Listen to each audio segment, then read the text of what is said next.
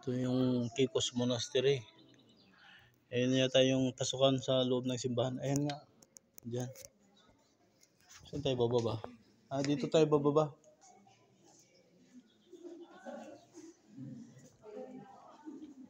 Dito tayo bababa. Yung mga drawing dito. Ito, papasok na tayo ngayon sa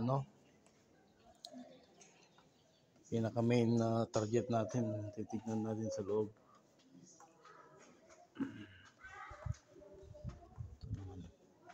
Ewan ko nga ba.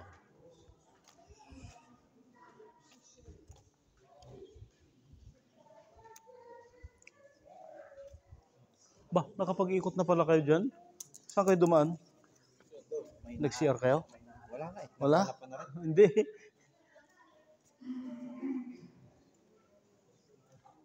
Bawal ang kamera.